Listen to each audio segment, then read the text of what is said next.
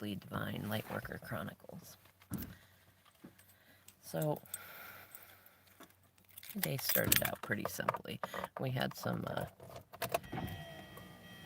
Sorry, I want to be able to get a little bit more loud with you, and there's people around. So, the day was interesting as it started. There was some understandable Mercury retrograde. Sorry, you were a little bit dirty. There was some Mercury retrograde holdups and things like that. And then once the kids were at school, I was like, okay, I can do some DoorDash. I'm going to think about where I feel inspired to go to do my light work and my content. And what's interesting is, so I came to a park that's a quiet park and it has shade because there are an amazing amount. I've been doing reviews on my TikTok of local parks, and there's an amazing amount of them that have no trees for shade, especially in the parking lot. But even if you want to go sit somewhere, like there's for the majority of the day there's no shade. It's just the burning light, right? Which is think about it. What's spirit saying in that? It's saying like even too much light is not good, right? We need balance. In any case, I came to this place, and the city that it's in, it's a very small town, but it's fairly well known for, mm, let's say, the personalities here are very combative. And what's interesting is like I started coming into the city partly with an intention to do light work within myself, because there's certain parts in the story of us, especially with my twin, where I developed kind of this like that association that like it's a place where people are mean, or that it's small, there's nothing there, or that it's connected to third parties that created icky, squishy feelings in me. And I wanted to see the magic of it. And I wanted to allow that to shift in me so that there's not anywhere that I can't or won't go just because of something that happened in the past or some other association, and to feel confident wherever I'm going.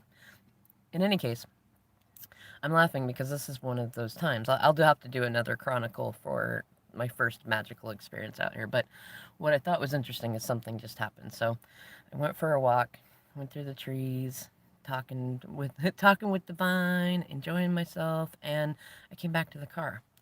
I sat in the car, and what was really interesting was I was picking up my garbage, some wrappers from stuff, and putting it in a bag.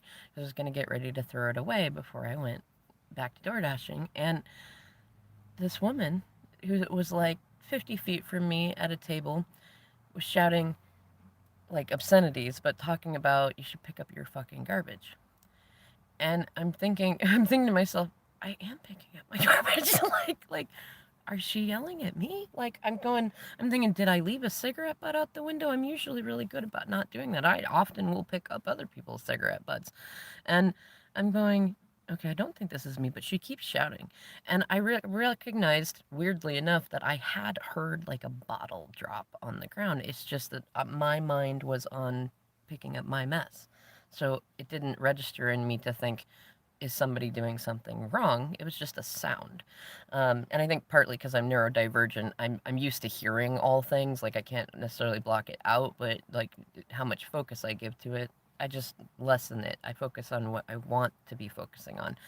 And but it was still funny because she keeps shouting. She gets more shouty. She's more obscenities. Is fucking rude and this and that. And I'm thinking, on one hand, well, it's beautiful that somebody gives a fuck about littering. Like I often people my friends used to laugh at me because I would go to rallies and protests and stuff to actually join in on that stuff, but I would see garbage that people would leave everywhere, and it always got to me. And so I'd carry a bag with me, or I'd find a bag and I'd start picking stuff up, because it's like, who am I expecting to do this for us? That's one of the things that I also get upset with, is other people going, somebody should do something about this, but they're the last person who will. And so I like to be one of those people that's like, well, if I'm upset that people are leaving trash, and I'm sure that there have been times I didn't think about it and left trash, like, I don't want to leave it to the city so that we have more codependence with government. I want to be that person that's like, you know what, I can do this. I can do this. It's okay. Like, and I pick it up. So, hearing somebody else be passionately upset that somebody was littering was like, okay, that feeds a certain part of me that's like, all right, yeah. But then the other side of me is I'm going, but does it help? Does it really help? Like, it made me think a lot about, like, I mean, the other stuff that I talk about, any hot topic you want to get into, if you're reactive and you're shouting people down and you're being aggressive towards them to change, like, it's understandable. And depending on what kinds of things went on in that person's life, otherwise, like, I could see that being a very big deal, right? At the same time, it's like, we reflect each other. So when you're reactive and aggressive towards somebody, you get reactiveness and aggressiveness back. Oftentimes, even if you interact with somebody that is very mindful and very grounded in their feelings, you still get that, which is why it's so important that we be mindful that we are not approaching things from a reactive space, and that we are doing our shadow work, and that we are healing that within us that feels reactive in the first place. So in any case, I did look. I looked out and I looked over and I said, "Are you referring to me?" I just wanted to make sure. I'm like, "Am I? Did I throw something out? Did something drop out of the car?" And she says, "No." She says, "No, you're fine." And I was like, going, "Okay, all right." And then I'm looking around. I can't see anything around me. I don't see garbage on the ground. I don't even see a person. And I was like, going, "Is she having like a hallucination or an apparition? Or like what's going on here?" And then she starts shouting. So I hear somebody else shout behind me. It's a male voice. And I'm like, okay, so there must be somebody. They must be in my blind spot. Which, if you haven't watched the Divine Nugget, I suppose that I did on blind spots, that now might be a good time. It feels relevant if you feel like that resonates with you. So, anyways, she starts shouting about, you can't talk to me like that. I'm a recovering addict. And I don't know that I heard it per se, but it sounded like that. Then I saw, like, she started walking this way, and going over towards behind me, and then I hear her like aggressively shouting, thank you for picking up your fucking trash," and I'm kind of laughing, going, wow, like, even like, and I could feel her energy shift from "I'm offended and you need to do something" to "I'm actually really happy that you're doing this, but I'm still shouting about it." You know what I mean? And that went to, I thought that, okay, maybe in this moment, a little shadow did a good thing. And then I see, it's funny. Okay, so I'm going to qualify the first person as like a Gen Xer that pissed off at the world, totally, upset about the illusions, the realities, the way life has been, etc. I'm on the cusp between Gen X and Gen Y, or Gen X and Millennial, so I kind of have a little bit of both in there. But okay, so we have the Gen Xer. The the young man that she was interacting with definitely seemed like millennial, like young end of the millennial. And he was upset, and she's like aggressively shouting, thank you for doing that." And finally he says, well, it's not good. It's not funny. He says, "Shut up, you fucking tweaker." And I realized that's probably why she mentioned that she was a recovering addict. So she goes into yelling about that again, too. It's like, "You got no idea." And talking about, "I'll kick your ass." And as I'm watching this, I'm thinking about how many social justice warriors we have out there. And I used to be one too, that, like, if somebody doesn't agree with you and agree with the way that you feel about things, one of our first not instincts, but we've been conditioned to believe that then the next thing you need to do is get manipulative, and if that doesn't work, then you get aggressive. And I'm like thinking about that, going, that's one of the things that's been like a rebound in terms of dismantling imbalances of power, is that, especially among white cultures, we do that, and then we start to get really super aggressive in return. And then if anybody points out, "You still got some shadows over there," we get offended at that idea. Especially at the idea that we can't have instant gratification in just being totally clean and cleansed of our karma and things like that immediately upon doing, one or two good things, or a few years of good things, or a couple decades of good things, right? In any case, so it went to that. And then, the boy the boy actually he went through away his stuff, pissed as he was, not liking that stuff, being rude himself, like, responding back, escalating the situation too. Then he starts going back to his car, and another gentleman comes up, and I'm laughing because this, I want to say he seemed like he was on the cusp of silent generation and boomer, had a veteran's hat, older gentleman, kind of that Sam Elliott sort of sort of look, or not Sam, is it Sam Elliott? Yeah, Sam Elliott, like, I'm a cowboy, kind of thing. And he comes up, and I was thinking, oh, good, because I will get out and break up a fight, right? Like the two, the Gen Xer and the millennial, they were looking like they were going to fight. But I hear him shout something similar like I would have if kids were fighting, like, hey, enough from both of you, right? So the millennial, the boy, that's fine. Like, he goes to get into his vehicle. I think he mostly just felt called out because he was just going to leave his fucking cans and stuff on the ground. But he did that thing. But the Gen Xer, she was still upset and like saying, well, just going into this, like, thank you for, shouting thank you for doing that, and then also don't you was it don't you talk to me like that, you don't know me, just, and I could feel her correcting it, which was really great to see. It was funny because going from this aggressive, she's still in like aggressive energy, but she's like, don't you fucking talk to me like that. You don't know who the fuck I am. And then stops as he's like going into more like, you know what, I'll call the cops and I'll do this and that. And she's like, just like, I don't know exactly who you are or what your story is. And I'm sitting here observing that they're in two different realities if you think about it. Like, they're in two different perspectives of what's going on.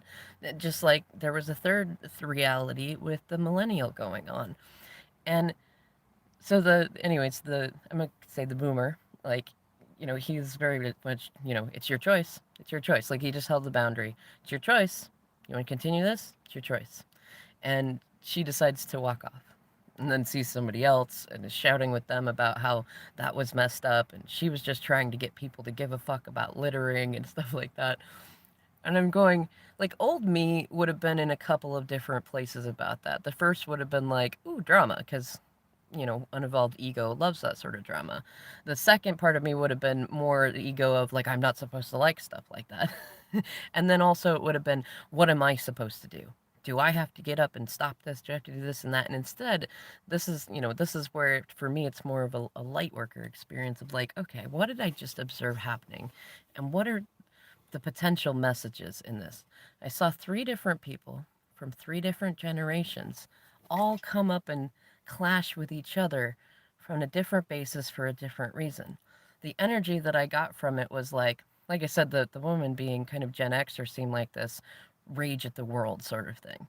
And I've been seeing a lot of Gen Xers on like TikTok and stuff talking about that. Like, that's how they feel that they were raised, and that's why boomers and the silent generation and them are all upset at that point because Gen Xers have a level of don't give a fuck and angry at the world that, or no, it's a level of angry at the world that they created the millennials who don't give a fuck. And that we see that energy in the boy who didn't give a fuck. Like, he just left it, right? So we've got Gen X that's super mad at everybody, and they're mad at the boomers, they're mad at the millennials, the boomers, and then the boomer energy is that avoid conflict at all costs. And I get it because he probably, I'd imagine, was a veteran in Vietnam. That's what the hat looked like from the era that he had on, and I could see. I want to say I think it was Navy too, but it's that avoid conflict at all costs, and then in Gen X energy that rage at everybody, fuck everybody, and then the millennial of no fucks given, and I'm going, okay, so that makes sense in terms of other information that's been coming to me, that Spirit's been bringing to me to learn about all these wider things and places that light work is needed.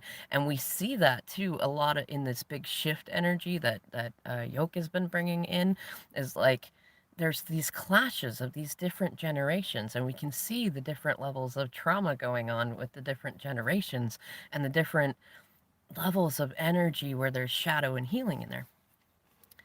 And I was also thinking about, okay, so that makes sense. That makes sense in terms of if you watch the episode 1 and its many parts, what was going on with the people that Spirit was having me interact with. It was the Danes and stuff in there, and like, it's generational and cultural clashing. It's the same thing with bringing me back into helping dismantle racism, sexism, stuff like that from a different place than I used to do it at.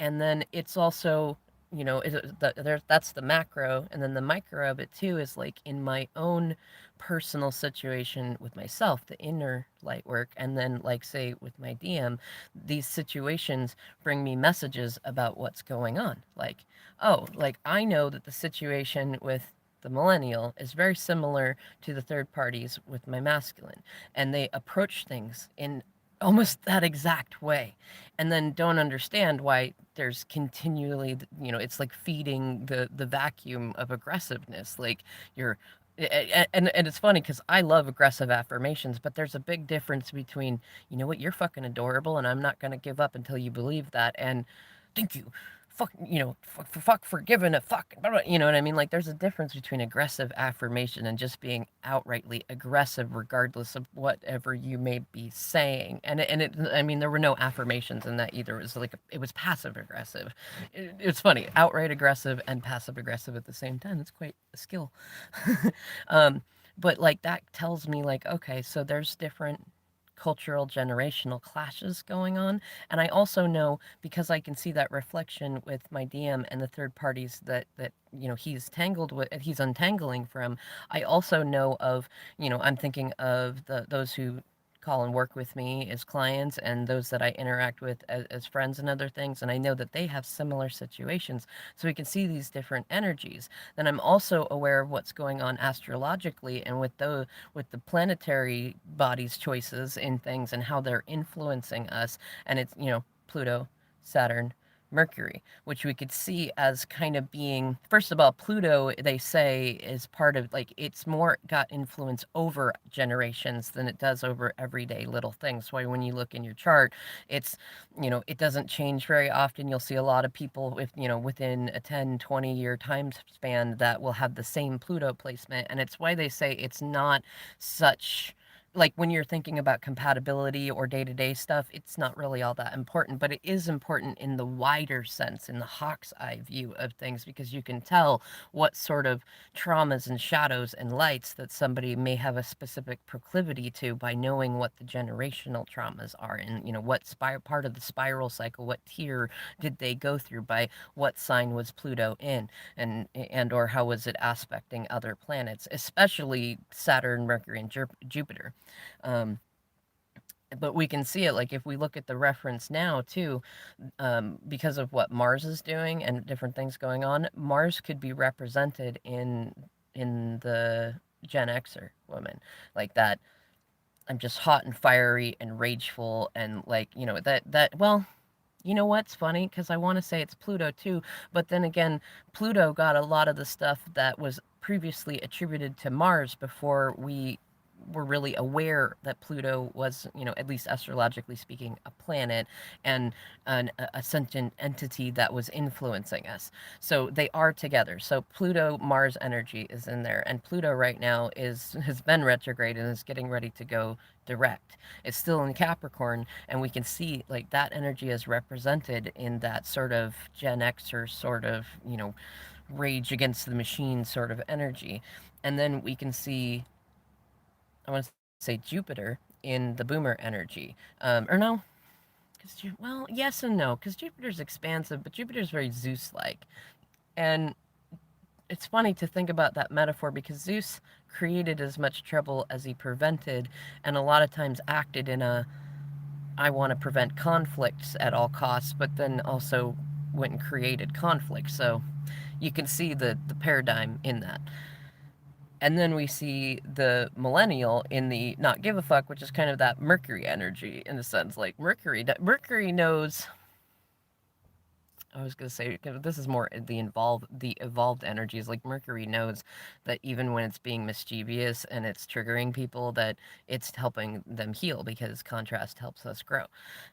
Though there's also the other side of it, that like that millennial energy of no fucks to give is not because they don't want to give a fuck. It's because they've been, their generational trauma was to believe that they were powerless, that they were forever going to be in debt, that they had no control over anything, any of the systems, that it's controlled by everybody before us who had such a incredible need to feel powerful up until Gen X, which, Gen X felt so upset that they couldn't beat the system into compliance in the same way that they were, or in the radically opposite way to the way that boomers and generations before that tried to beat people into submission. It's like that whole, when you leave your parents, oftentimes you either try to be exactly like them or the exact opposite of them. And whether you're traumatized or not, that has typically been thought, psychologically speaking, to be true.